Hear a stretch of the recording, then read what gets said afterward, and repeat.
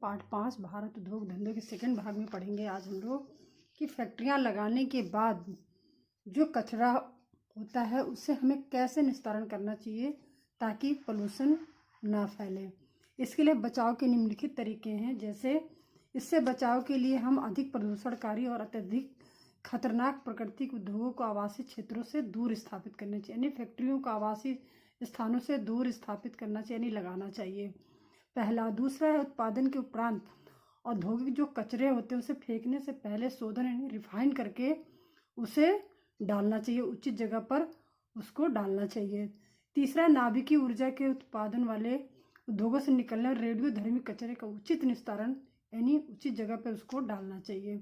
चौथा, औद्योगिक प्रतिष्ठानों से निकलने वाले अपशिष्ट जल को जलाशय या झीलों, तालाबों, नदियों, सागरों में शोधन करके ही डालना चाहिए। अत्यधिक ध्वनि करने वाले उद्योगों की मशीनों में ध्वनि शामक यंत्र की व्यवस्था भी करनी चाहिए। चीनी उद्योगों से निकलने वाले कचरे से जैविक और कंपोस्ट खाद भी बनाया जा सकता है। औद्योगिक क्षेत्रों में वृक्षों की हरित पट्टी का भी विकसित करना चाहिए, जिससे ध्वनि प्रदूषण नियंत्रण में वृक्षों का हरित पट्टी उपयोगी होता है। इसलिए और भी जानेंगे लोग उद्यमी कैसे बनते हैं, उसकी क्या प्रक्रिया है, इसके बारे में हम लोग पढ़ेंगे और कैसे बड़े बड़े लोग उद्यमी बने और छोटे से कारोबार से बड़े ऊपर तक कैसे पहुंचे वो उसके बारे में हम लोग पढ़ेंगे। जैसे मुरली ने आलू की फसल के लिए उन्नत बीजों का प्रयोग किया। फसल कई गुना अधिक हुआ पर बाजार में मांग न होने के कारण बहुत सारा आलू खेत में ही सड़ गया। अगले वर्ष मुरली ने अपनी बचत से घर में आलू के पापड़ बनाने का छोटा सा व्यवसाय प्रारंभ किया, जिससे गांव के 25-30 महिलाएं अपने ही खाली समय में काम करती हैं। शहर में आलू के पापड़ की अच्छी मांग है। अब यह आलू के चिप्स पापड़ बनाने की मशीन लगाने के लिए किसी वित्तीय तथा संस्था से ऋण लेने की सोच रहा है। किसी भी देश, प्रदेश, जिले, गांव की समृद्धि में उद्योगों का सबसे बड़ा स्थान है। उद्यमी वस्तुओं का उत्पादन करके स्वयं को ही रोजगार नहीं देता बल्कि और लोगों को भी रोजगार देकर परिवार का भरण पोषण करता है। किसी भी राष्ट्र की आर्थिक स्थिति उस राष्ट्र के उद्योग धंधों की स्थिति पर ही मापी जाती है। अतः यहाँ यह कहना अतिशयोक्ति न होगी कि आने वाले समय में उद्यमी ही राष्ट्र के स्वावलंबन यानी राष्ट्र के विकास और उन्नति में असली निर्माता होंगे। जैसे राजस्थान में झुंझुनू नामक शहर में ही घनश्याम दास बिरला ने अपना कारोबार कपड़े की फेरी से शुरू किया था। आज वे बिरला भारत के प्रतिष्ठित उद्योग घरानों में से एक हैं। रिलायंस पेट्रोकेमिकल्स और धीरू भाई अंबानी ने दुबई में एक पेट्रोल पंप से कार शुरू किया था।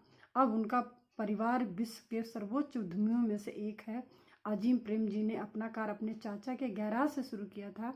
आज अजीम प्रेमजी विश्व के सर्वाधिक धनी व्यक्तियों में से 50वें स्थान पर हैं तथा विश्व में कंप्यूटर उद्योग में अग्रणी हैं, यानी आगे हैं। किसी भी उद्योग धंधों की शुरुआत छोटी से छोटी हो सकती है, परंतु सफलता के लिए चाहिए इच्छा, लगन और अवसर को पहचानने और जोखिम उठाने की क्षमता और एक सपना होना चाहिए। ये सपना ही हमें आगे बढ़ाने में मदद करता है।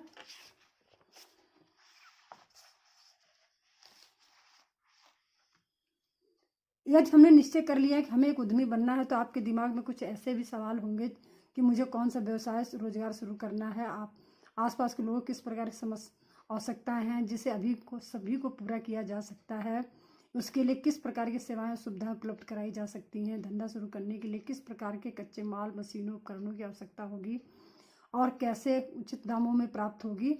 वित्तीय सहायता सरकारी बैंकों, वित्तीय निगम, खादी उद्योगराम विभाग आज किससे प्राप्त करनी है, उद्योग लगाने के लिए स्थान, शेड, भवन की व्यवस्था कहाँ करें, उत्पादित वस्तुओं सेवाओं का बाजार कहाँ हो, कैसे बढ़ाना है, इन सब प्रश्नों के बारे में अपने आसपास के लोगों से भी जानकारी प्राप्त करनी चाहिए तथा आप जिला उद्योग से भी इसकी जानकारी कर सकते हैं। जिला उद्योग केंद्र आपके उद्योग चयन, विभिन्न परियोजनाओं की जानकारी, परियोजना रिपोर्ट बनाने, मशीनों, कच्चे माल की विक्रेताओं को पते बताने, ऋण स्रोतों की जानकारी भी देना, तकनीकी परामर्श आज से में मदद करने के लिए ही स्थापित किए गए हैं।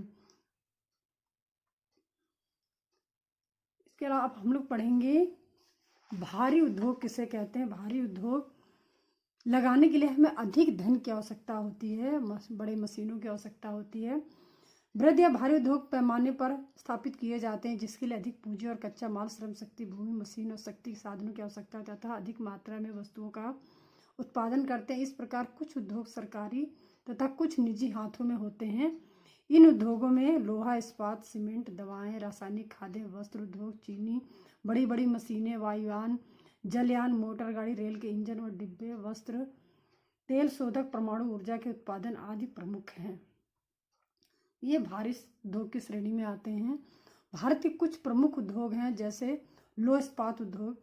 यह भारत के एक आधारभूत उद्योग है, क्योंकि यह अन्य सभी हल्के, मध्यम और भारी उद्योगों में से बनी मशीनरी पर निर्भर है। भारत में Tata iron steel company Jamshedpur में और झारखंड आयरन स्टील कंपनी इसको, पश्चिम बंगाल और Visvesvaraya iron steel company visco, Karnataka निजी क्षेत्र के तथा छत्तीसगढ़ में भिलाई, पश्चिम बंगाल में दुर्गापुर और उड़ीसा में राउरकेला,